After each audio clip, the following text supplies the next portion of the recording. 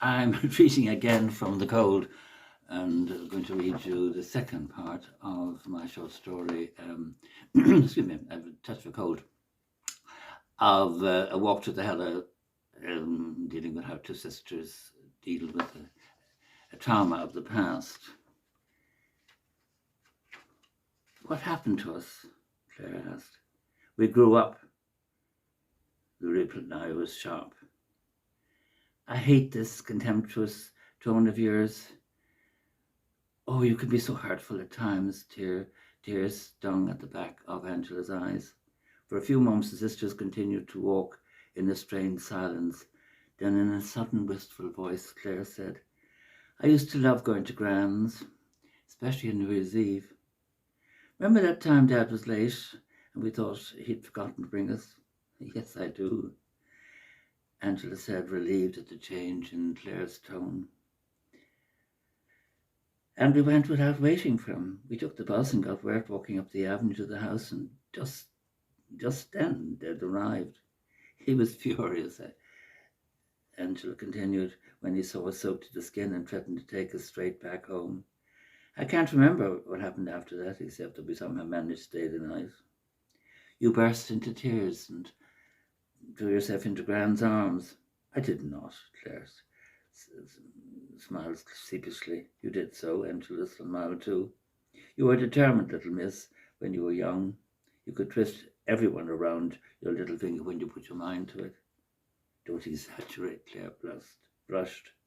We had such wonderful times there. The fuss she took over us. She spoilt us rotten. Oh, those mince pies with delicious puff pastry, Angela beamed, and the wonderful sherry trifle piled high with cream and Gran telling us ghost stories by the log fire in the breakfast room. And in the summer, the afternoon drive in our big rolls. Angela continued even more enthusiastically. And Tom the chauffeur, do you remember him? Claire blanched. Yes, I remember Tom, she murmured this to herself. He was a strange man. To tell the truth, I didn't like him very much. He was a frightening man. Claire sounded far away. Yes, very frightening. Frightening? Angela termed a puzzled frown, creasing her forehead. What makes you say that? Claire shrugged her shoulders. It's just what? Tom interfered with me. Claire's words came out in a whisper. What? When? That time Mum was ill and we stayed in Gran's for the summer. What did he do? I can't remember exactly. It's sort of coming back, bit by bit. What do you mean, coming back, bit by bit? I've been attending a therapist, and according to him, I buried the whole episode in my subconscious. Claire sighed, as though exhausted. And now I have to drag it up and face what it's done to me. Oh, Claire, why didn't you say something before now? I didn't want to talk about it. Is that why the engagement? I couldn't face sex with David, and what would the wedding getting nearer and nearer? Claire shrugged. It was like being on a runaway horse. Do you love David? Claire nodded at that expression on her face. And you never told him about town and how it has affected you? Angela, how could I?